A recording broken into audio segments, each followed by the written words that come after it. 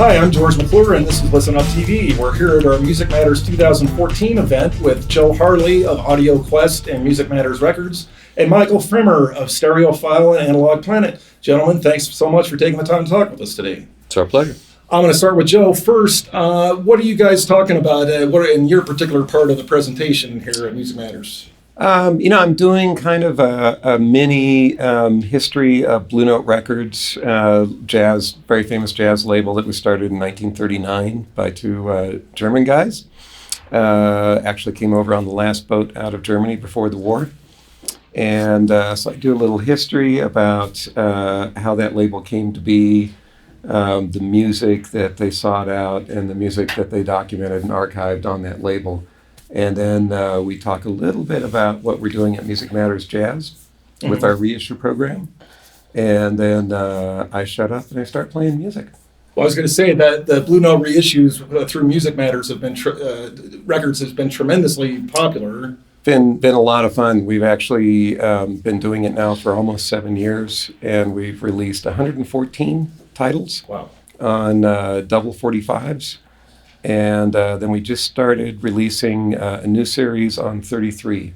Same double gatefold with photos from the sessions on the inside, but at 33, and they're $35, so they're not quite as pricey as the double 45s, which are $50. That's great. So they're a little bit more accessible. A little more accessible. Still cut from the master tapes, which is really important to us. It's key to what we do. So those are all cut directly from masters. That's fantastic. I'm going to get back to you in a second. We want to talk to Michael Fremer here. What are you talking about in your portion of the presentation? The first thing I did was I brought one of his Blue Note double 45s, and then I brought a single LP that Blue Note is issuing for $19.95.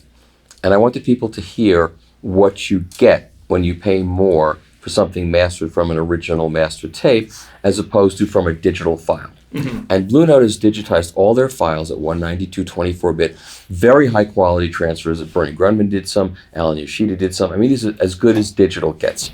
And when you play for people, as we did last night, the original that they did from the original tape and then put on the digital version, there's just a huge difference. And the difference is not so much, it's sonically there's a difference, but emotionally and intentionally there's a difference. I mean, Elvin Jones plays this one snare at the beginning of the song, first song. He hits it, and there's an intensity about that first hit. You hear it on his record, it just dissolves on the other record. Even on the high res. Yeah, from the high res. Yeah, and then there's a Woody Shaw trumpet part. When he starts playing, it's like, wow, you can sense a guy playing the trumpet. And when you hear the digital version, it's like, well, it's okay, but it doesn't.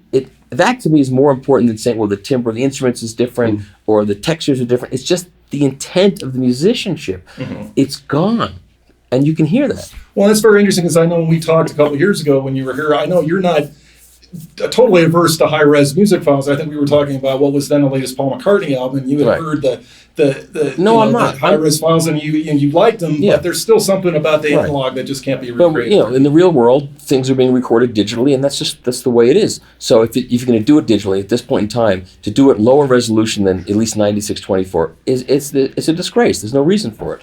So there are guys cutting records from CDs. They're starting with master tapes, and they're digitizing it. And in this day and age, you can't cut a file at 9624. You got to do it at 16-bit 44. You know why you do that? Because you're going to also release it on CD, and this way you've saved yourself 13 cents or whatever. Yeah. It's ridiculous. Yeah, that's. Joe, I wanted to ask you also. You are also a producer of music, and I was just one of my big questions is always, what's one of your favorite albums that you've actually produced that you would say like to use as a demo for a nice music system? There's a couple come to mind. One was a record with an artist named Terry Evans, and had a great band on that record. This was Ry Cooder was playing guitar, Jim Keltner was playing drums, just a great group. And we did it at Ocean Way Recording in Hollywood, great studio with a great mic collection. And that sounds really good. That's something I pull out when I'll interrupt. All the records he did for AudioQuest are great records. Those are like the whole series. That a cable company would fund this and finance it and have him do it the right way. The whole series. Some of the music you might not like, but even those sound great. So it's all really good. I mean, he does great stuff. Well, and then tell us about some of your work at AudioQuest. It's interesting to me. I know some people think, in some sense, an analog cable is almost an easier sell because people understand the value of that. Sometimes you get into digital, people go, well, heck, if the signal's getting there, it's getting there. And what is the necessity for high-end cables and digital as well? What's funny, now I've been at AudioQuest almost since the beginning. So I came on board full-time in 1983. And that sort of frontier of do cables make a difference, it's really never changed. Now, what cables make a difference, that morphs over the years. But when we first started, people were very suspicious about cables. We would go to CES shows, and we would always have a live system set up in the back. And in those days, I'm talking, 82, 83, 84, people would come in a lot of times just to argue. You're those cable guys. I think cables are just baloney, and here's why. And they'd run their whole spiel. And I'd say, okay, I'll tell you what, let's go in the back and let's listen, and then we can talk about it. And we do that, and the whole conversation would change. In those days, people were using zip cord, just hardware stored cable. We do the comparison, and then these guys would change to, I heard it, what was that? What's going on there? What accounts for what I'm hearing? Then you could talk. Then you could change minds, and then you could kind of draw people in. These days, it tends to happen in the digital realm. When we first came out with HDMI cables and said they sound different, your sound in a home theater system is probably coming from your HDMI through your HDMI cables, and they don't all sound alike. There's a way to make them that they sound significantly better. We would do demos. We turn off the screen so you don't have the distraction of the screen, and you're just hearing the music. And people would just freak out. They couldn't believe there was that much difference. And once they hear it, they want it. Now, that's slowly becoming sort of accepted. These days, the frontiers move to things like Ethernet cables, USB cables, FireWire cables. We're actually starting to make Thunderbolt cables. Mm-hmm. And same thing, the same thing. The things we find to be critical and true to making a better digital cable, they still are true. Better metal, better geometry, better insulation. It's still important in a digital cable. It's not just ones and zeros. I think they should make cable for the George Washington Bridge, and it will sound better. The bridges can make it to sound better.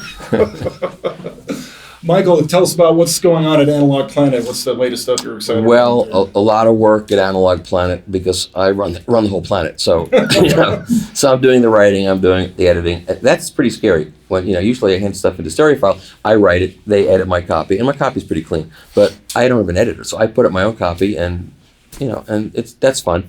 So I have a lot of records to review, I have a lot of equipment to review, and a lot of comments and answer questions. So I try to do the whole job for people and answer every question that everybody has, because that's a brand builder, and people don't feel that you're aloof, that you're trying to answer their questions. And I do. So that's what's going on at Analogue Planet, and just trying to, keep it, build page counts, build the page count, build the page views. We had 500,000 unique visitors last year, which was great. Very good. And they were very unique, believe me. I met some of them. They're very unique. Well, we're very excited here because we decided to make turntables and analog the emphasis of Music Matters this year, and we've had the most RSVPs we've ever had for one of our events. It's happening. It's two guys that extol the virtues of analog. That must be fairly gratifying. It is happening.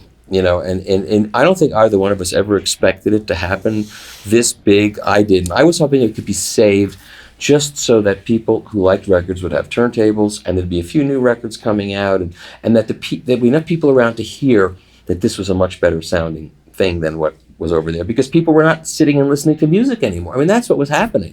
Forget about the sound of it. It's what it does to you. And I think both of us have been screaming about this for years and being, It's showing up in popular culture in a way that I never thought, I'm sure neither one of us thought we'd see in our lifetimes. You're seeing it on ads. How many ads do we see on TV where, there's a turntable there? I saw a real estate ad this morning when I got up, and it has nothing to do with analog, but they're trying to show how hip the couple is, and the guy's taking a record off a turntable. In movies, everywhere. A much, much younger demographic. That's the thing. Yeah. We just, at AudioQuest, we just did a video, and we had 4 young kids came in to do the video for us. They're all in their 20s. Every one of them was hardcore vinyl head. CDs, you asked them about CDs. Yeah, my father had a CD player. That's right. That's what Dad had.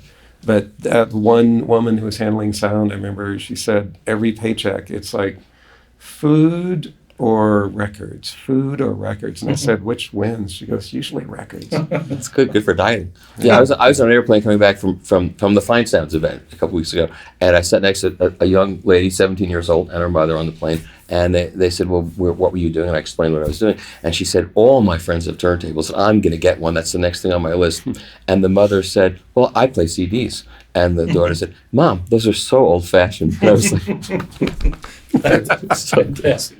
Well, gentlemen, thanks so much for taking the time to talk with us today. It's been a pleasure. I'm George McClure, and this has been Listen Up TV. Thanks for watching.